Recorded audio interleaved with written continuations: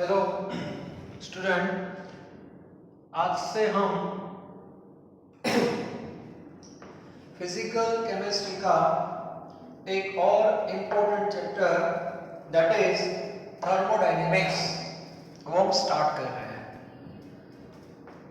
ये चैप्टर भी आगे के जो दो चैप्टर थे वैसा ही लेंथी चैप्टर है और थ्योरी बहुत कम है, ज्यादातर न्यूमेरिकल बेस पे ही ये पूरा चैप्टर आपको पढ़ना है। कॉन्सेप्ट बहुत इंपॉर्टेंट है। जी और नीट ये दोनों एग्जाम में थर्मो का एक क्वेश्चन आपको मिलने वाला है, दैट इज फैक्ट। ओके, और जितनी प्रैक्टिस एमसीक्यू लेवल पे आप करोगे, जैसे आगे फर्स्ट और सेकंड की हमने बहुत प्रैक्टिस कर ली है, तो वैसे ही थर्मो में आपको प्रैक्टिस करनी है। ओके, ये चैप्टर जो है वो थियोरेटिकल बेस पे थ्योरी लिखना, उसको याद करना, उस पे ज्यादा टाइम वेस्ट नहीं करना है। हमें पूरा चैप्टर कॉन्सेप्ट बेस पे जाना है। उसका जो भी पीडीएफ है मेरे पास, नोट्स है, वो मैं आपको भेज दूंगा। उसमें मेन पॉइंट्स जो है वही लिखे होंगे और आपको भी उस हिसाब से ही पढ़ना है। क्लियर? तो सबसे पहले ये थर्मोडायनेमिक्स जो है उसका मीनिंग क्या है? What is the meaning of thermodynamics? तो basically thermodynamics that is a branch of science,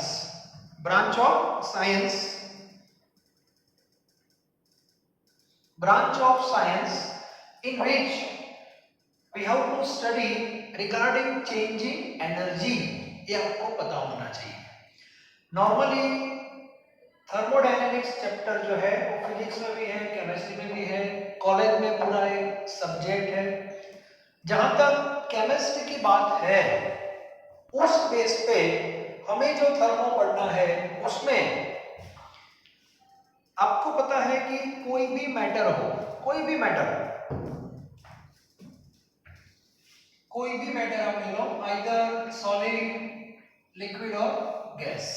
okay, वो फिजिकल बेस पे, केमिकली आपको पता है एलिमेंट, कंपाउंड है, मिक्सचर, कोई भी मैटर आपके पास हो, वो दो प्रोसेस में इन्वॉल्व हो सकती है।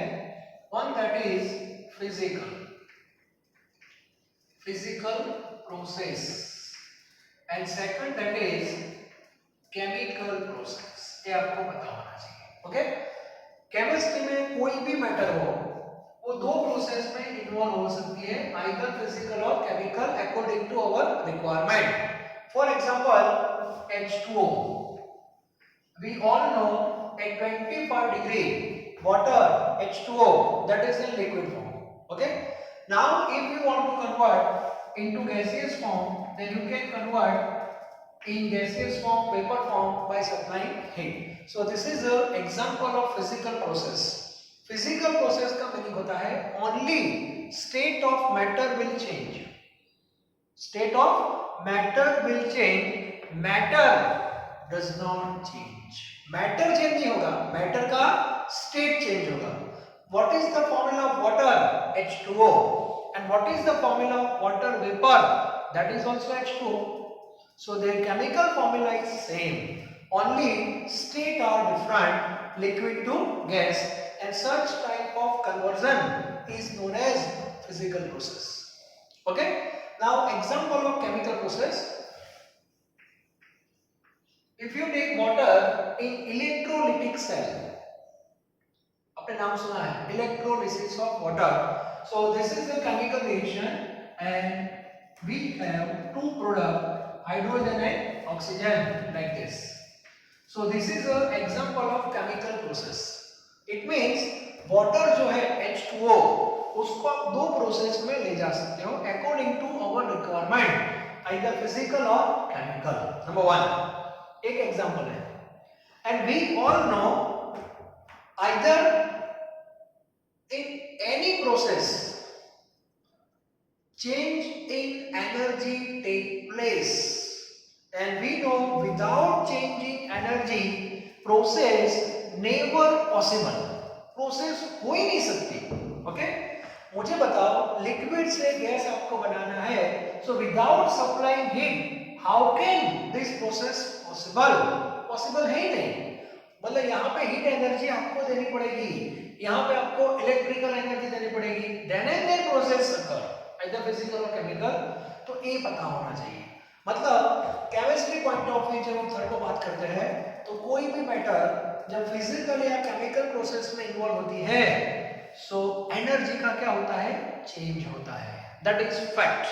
ओके, एंड thermodynamics deals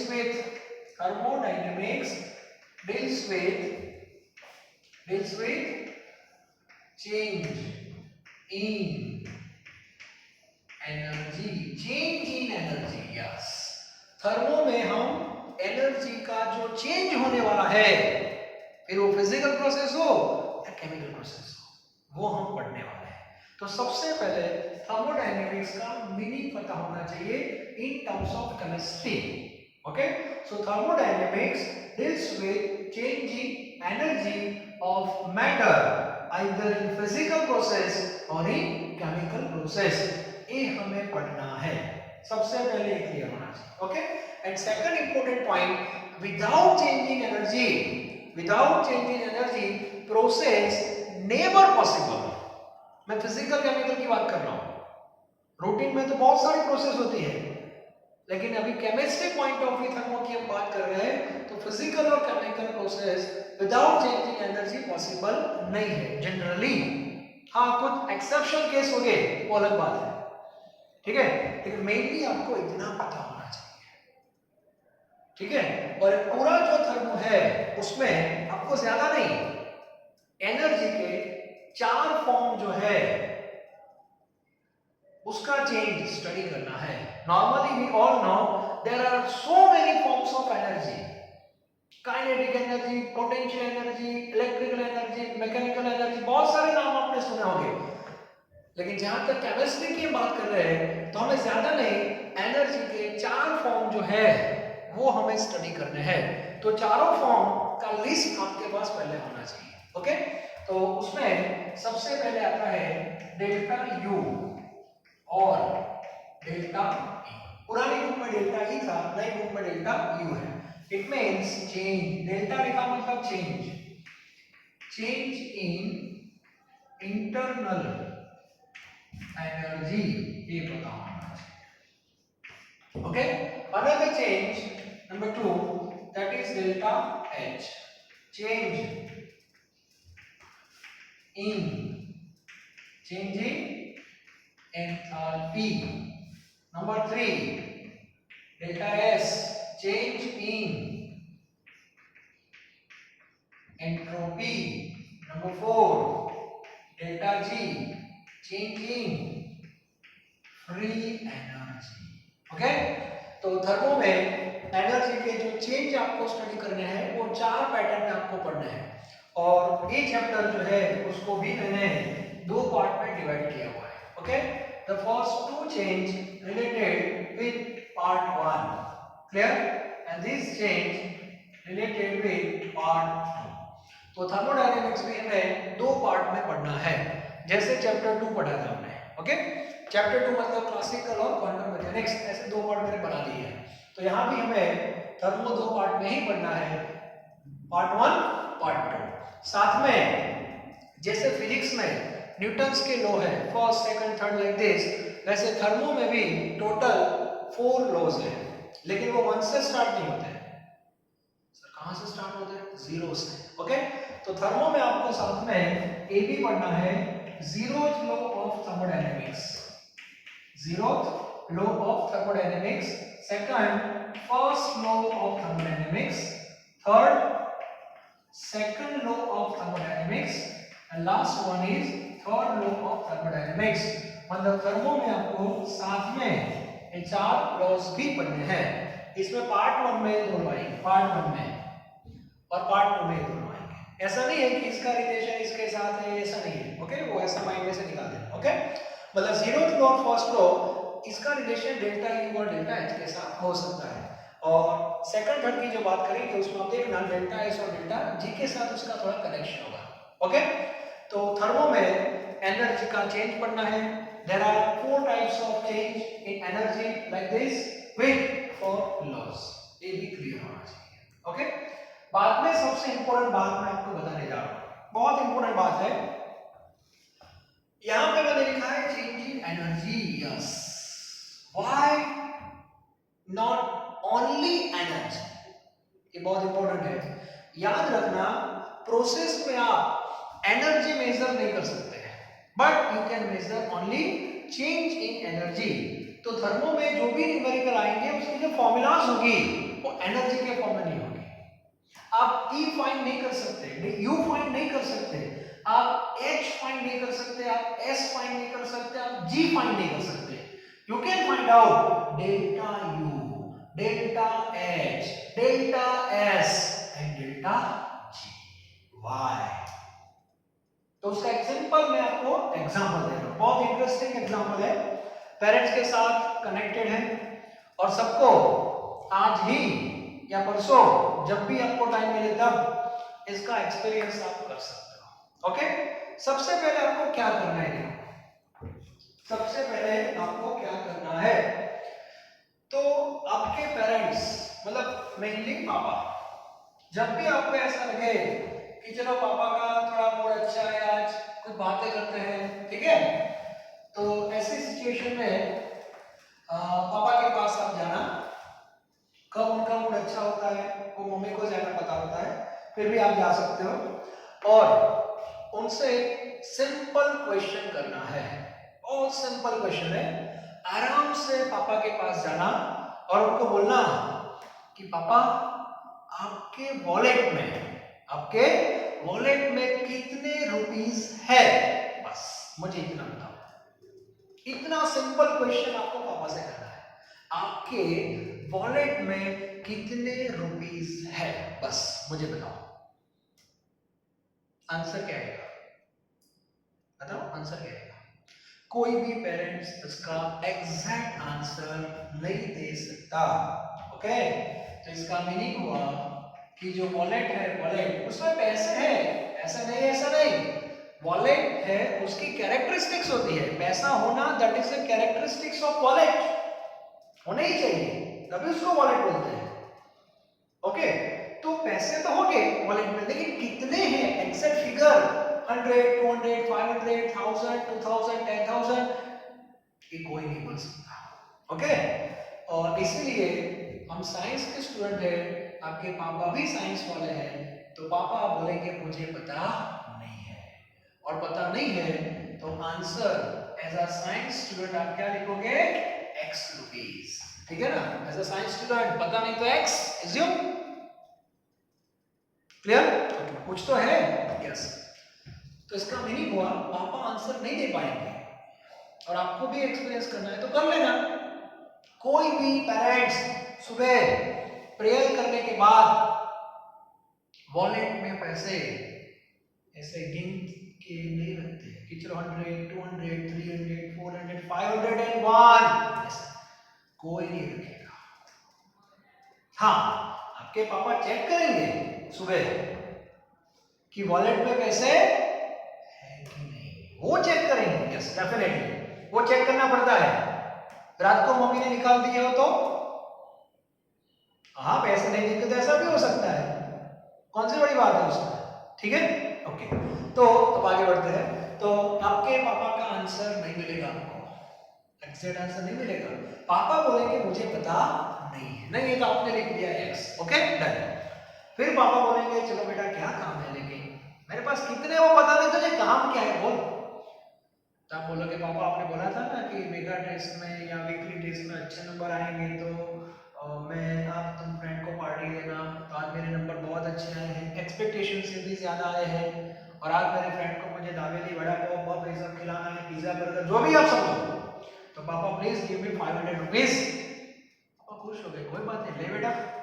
अब देखो वॉलेट में से 500 रुपीज बाहर आ रहे हैं और वो जो प्रोसेस हो रही है you can see through naked eye, आप भी देख सकते हो, आपके पापा को भी पता चल जाता है, हमें भी पता चल जाता है, मम्मी को भी पता चल जाता है, जो भी लोग वहां पे है इसको ये ऑब्जर्व कर रहे हैं वो सब देख रहे हैं कि पापा ने वॉलेट में से 500 रुपीज निकाल के आपके वॉलेट में आ गए, ये सबको पता है। क्लियर?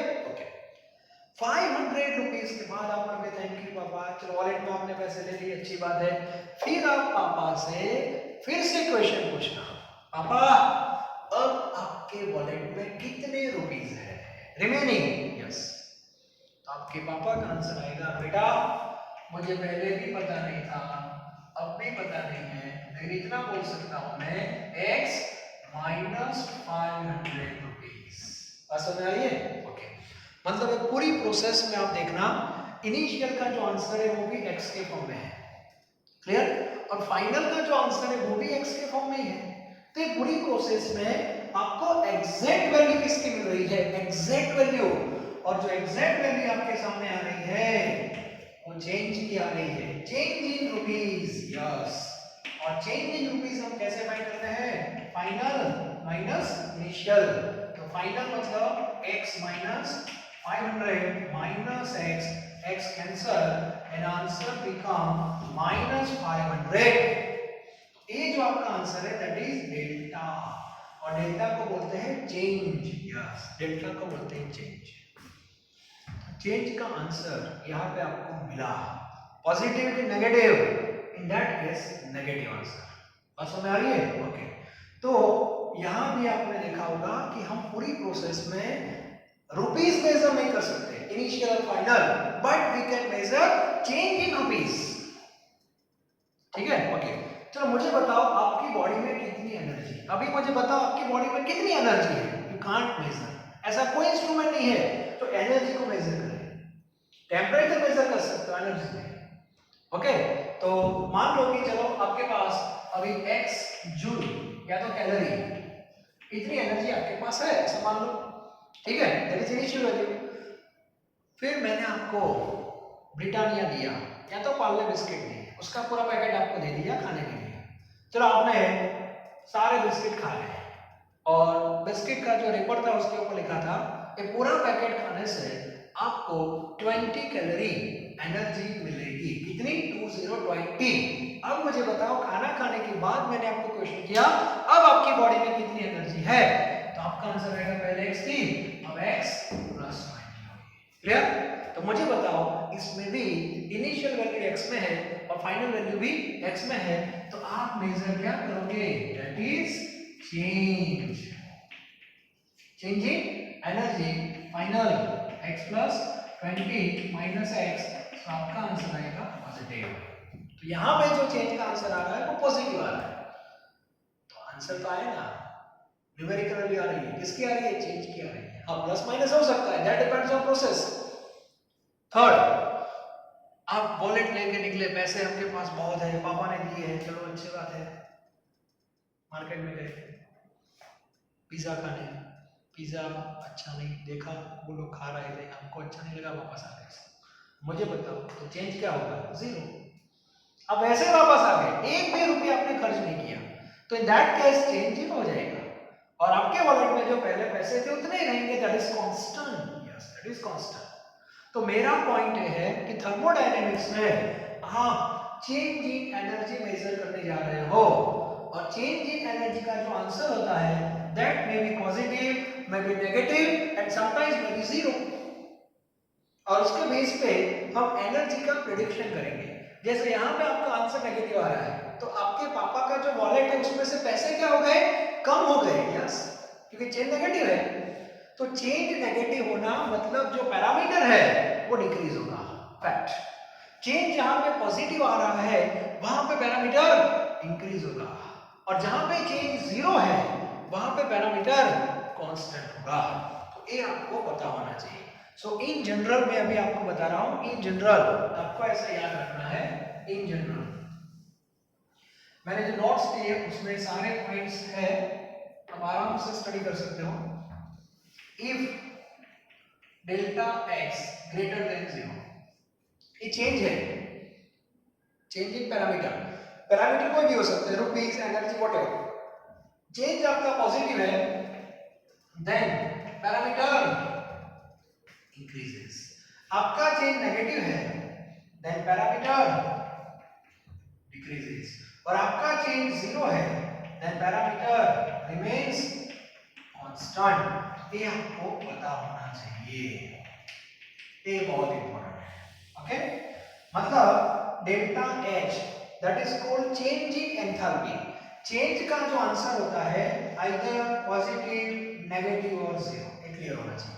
और पैरेलल एंथैल्पी जो होती है, एंथैल्पी उसके तीन ऑप्शन होते हैं।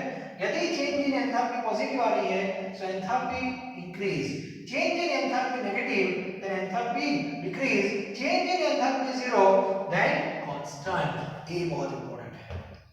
पूरा 12th खत्म हो जाता है, 12th 99% के साथ, फिर भी ये कॉन्सेप्ट क्लियर नहीं है। मान लो कि कोई क्वेश्चन है थ्योरेटिकल वीक में, सर चेंज इन एंथैल्पी, आपको बस आईडी देनी है, पॉजिटिव नेगेटिव तो जीरो, फिर भी एक ऑप्शन होता है इंक्रीज। तो कुछ लोग change in enthalpy increase, change in enthalpy increase नहीं होती, एंथैल्पी इंक्रीज होती है। बात समझ में आ रही है? एनर्जी का जो आंसर होता है वो या तो इंक्रीज या तो डिक्रीज या तो कांस्टेंट के फॉर्म में होगा, और चेंज इन एनर्जी का आंसर पॉजिटिव, नेगेटिव और जीरो में होगा। तो ये डिफरेंस जो है वो क्लियर होना चाहिए। हमने जब बहुत बड़े पढ़ा था तो डेल्टा ई की फॉर्मूला थी 2.18 वाली, उसमें डेल्टा ई का आंसर या तो प्लस में आता है या तो माइनस में आता है। प्लस में आता है इट मींस एंडोथर्मिक, ऐसा मैंने बताया था। In that case energy increases, क्योंकि इलेक्ट्रॉन लोअर से हायर में जा रहा है। कब जाएगा? इफ एनर्जी एब्सॉर्ब, यदि वो वापस आएगा तो एनर्जी रिलीज कर देगा, तो वहां पे उसका चेंज नेगेटिव आएगा, that is exothermic process. Okay, तो ये बहुत इंपॉर्टेंट है। तो थर्मोडायनेमिक्स जब आप पढ़ते हो तो आपके दिमाग में ये सारे पॉइंट्स पहले क्लियर होने चाहिए, वरना न्यूमेरिकल क्या है लिखने बेसिक पता नहीं आपको। ठीक है, तो अभी से मैं आपको बॉटम से रेडी कर रहा हूँ, ये पूरा क्लियर होना चाहिए। ओके, और इसका इंपॉर्टेंस क्या है वो मैं आपको बताता हूँ। एक सिंपल क्वेश्चन मैं आपको बताता हूँ, सिंपल क्वेश्चन है। देखो क्वेश्चन बहुत सिंपल है, एमसीक्यू लेवल पे। व्हिच ऑफ द फॉलोइंग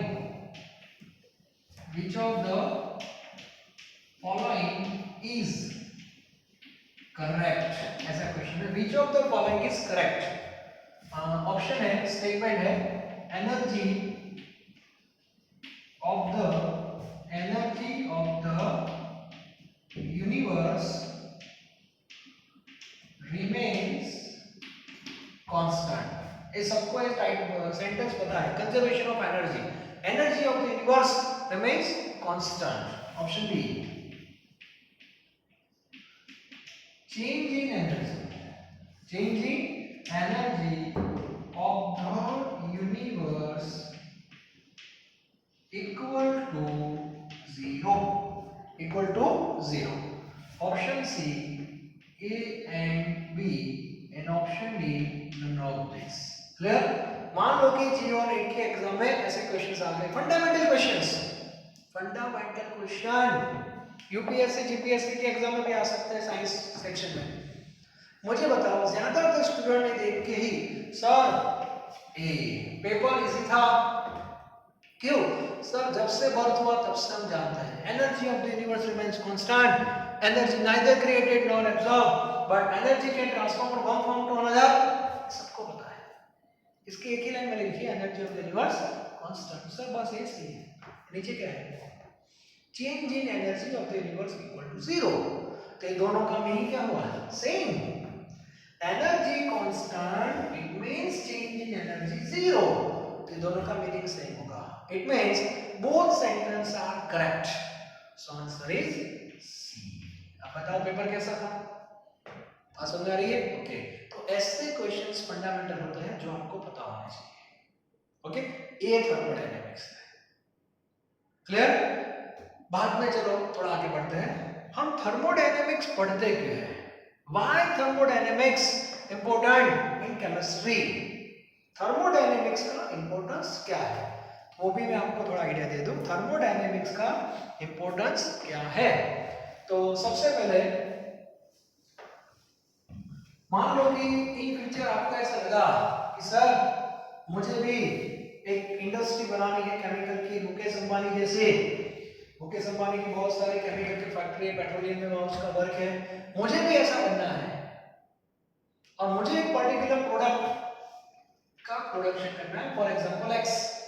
अच्छी बात है। कहां से करना है? मुझे वाई में से करना है। कोई बात नहीं। तो आपके सामने 3 क्वेश्चन आता है। सबसे पहले सर पैसे का, वो तो लॉन्ग दे देगी बैंक, नो टेंशन। ओके, पैसा भी है, सब कुछ है। आपके सामने 3 क्वेश्चन आएंगे। सबसे पहला क्वेश्चन जो आता है, सबसे पहला क्वेश्चन नंबर 1, whether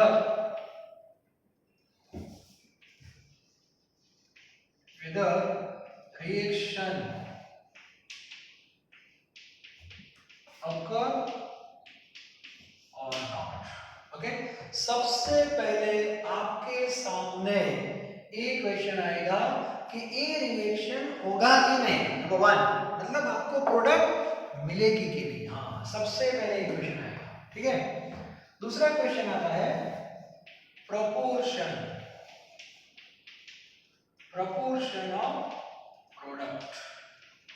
एक क्वेश्चन आता है, चलो रिएक्शन हो रहा है तो आएगा कि ये प्रोडक्ट हमें कितने मिलेंगे, 80%, 90%, व्हाटएवर।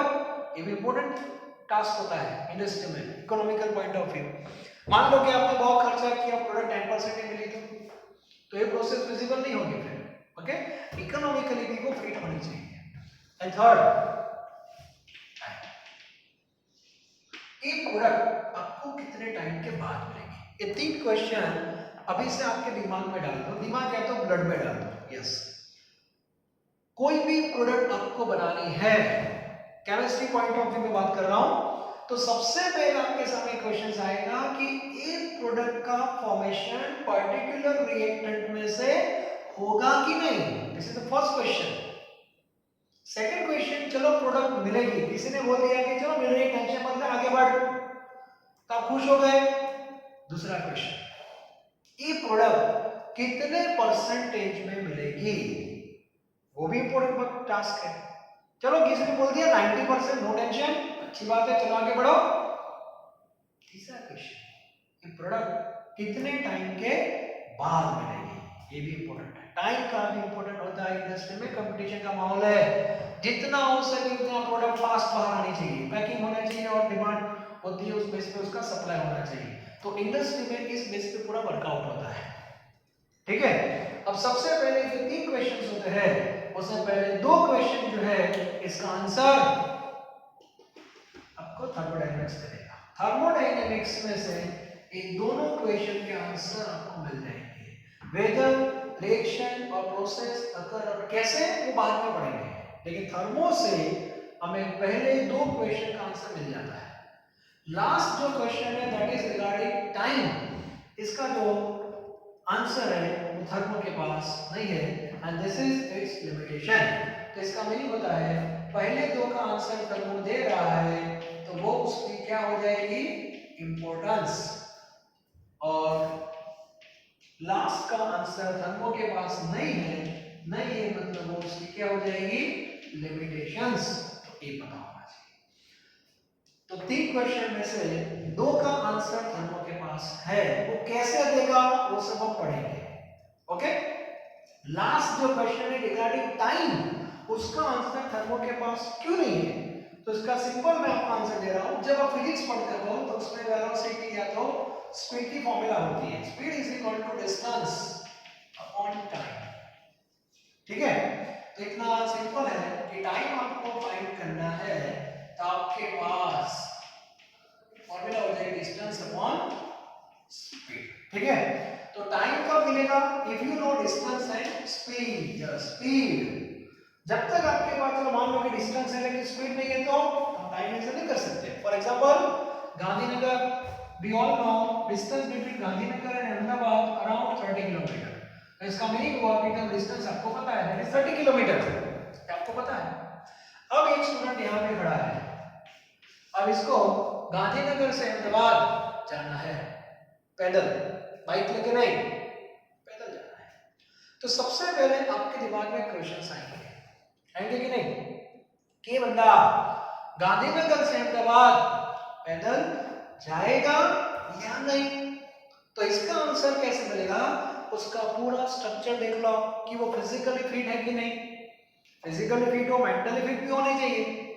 कुछ लोग फिजिकली फिट होते, मेंटली नहीं होते।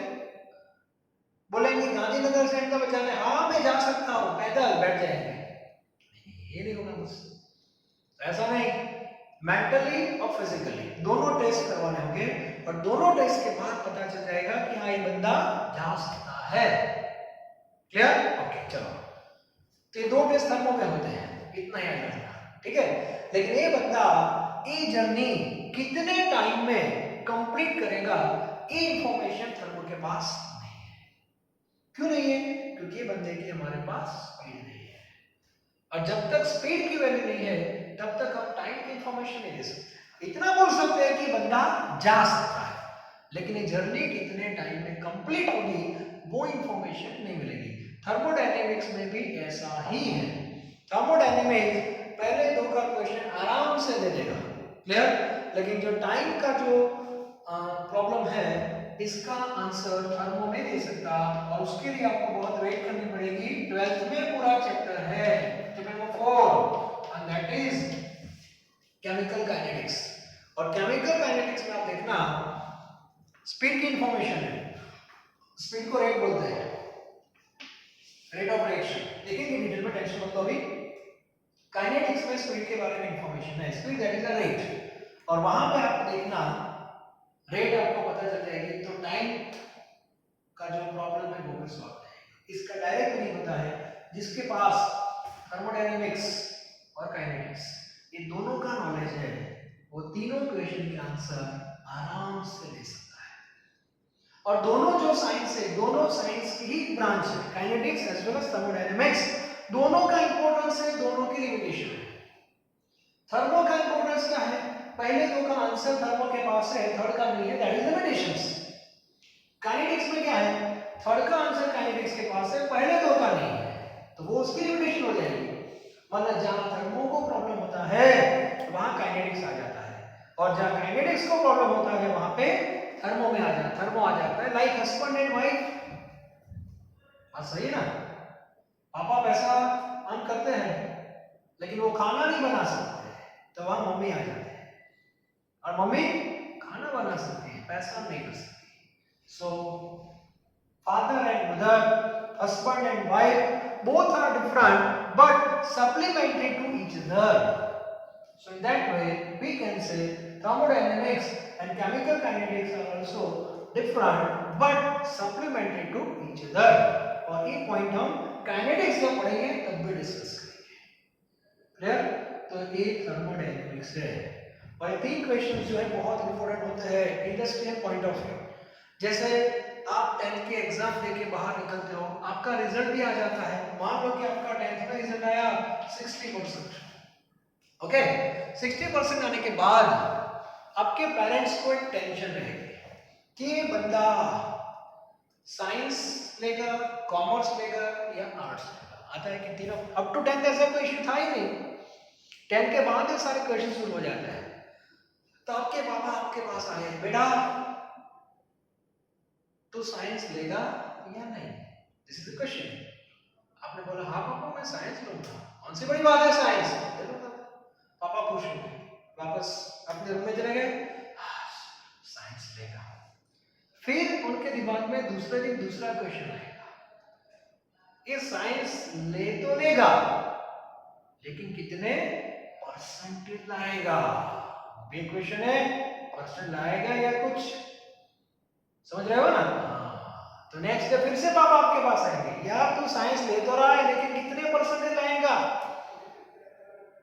आपने बोला पापा परसेंट है 90%, यार टेंशन क्यों लेते हो। पापा तो खुश हो गए, 90% की बात कर रहा है, क्या बात है, ये तो बहुत बढ़ने वाला है। पापा खुश हो गए, वापस चले गए। फिर उनके दिमाग में रात को टेंशन आया, ये साइंस भी लेगा अच्छी बात है, 90% लाएगा वो भी अच्छी बात है, लेकिन कितने टाइम में लाएगा उसका भी इम्पोर्टेंस है। तो इसका जो ड्यूरेशन है 2 साल में उसको बाहर निकालना है। ऐसा नहीं कि 10 साल तक मैं एग्जाम देता है और मुझे 90% आना है, ऐसा नहीं होता। तो टाइम का भी इम्पोर्टेंस होता है, और जो चीज सही टाइम पे हो उसकी वैल्यू होती है। तो इंडस्ट्री में भी जितना हो सके उतनी प्रोडक्ट फास्ट बाहर आनी चाहिए, दैट इज इम्पोर्टेंट। ओके, तो एक पूरा थर्मोडायनेमिक्स इस बेस पे हमें पढ़ना है। तो आज का जो मेरा लेक्चर था वो थोड़ा आपको इन थर्मोडायनेमिक्स के बारे में थोड़ा इंट्रोड्यूस करवाना था। चेंज इन एनर्जी क्या है वो क्लियर होना चाहिए। विदाउट चेंज इन एनर्जी कोई भी प्रोसेस नहीं होती। फिजिकल और केमिकल की बात कर रहा हूँ मैं केमिस्ट्री पॉइंट ऑफ व्यू बात करूंगा, ओके। क्योंकि थर्मो बहुत वाइड सब्जेक्ट है, फिजिक्स में भी उसके कनेक्शन वहाँ पे रहते हैं, तो ये भी क्लियर होना चाहिए। चेंज कितने टाइप के होते हैं, 4 टाइप के चेंज होते हैं, वो भी क्लियर होना चाहिए। एनर्जी और चेंज इन एनर्जी में क्या डिफरेंस है वो भी क्लियर होना चाहिए।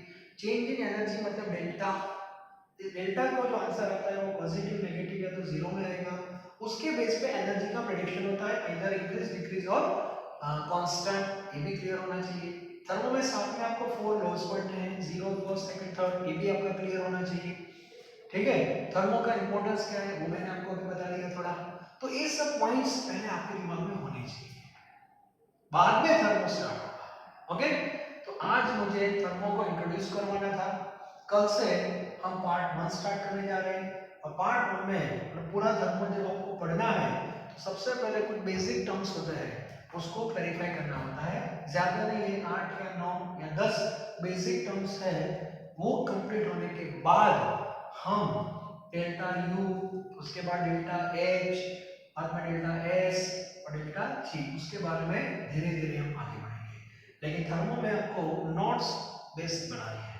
मेरे पास जो नोट्स है वो तो मैं आपको दे रहा हूँ, तो आपको उस हिसाब से आपकी भी एक पर्सनल नोट्स होनी चाहिए। उसमें ज्यादातर कॉन्सेप्ट और फॉर्मूला ही होगी, थ्योरी में डिस्कस ज्यादा नहीं करूंगा आपको, क्योंकि उसकी कोई जरूरत नहीं है, ओके।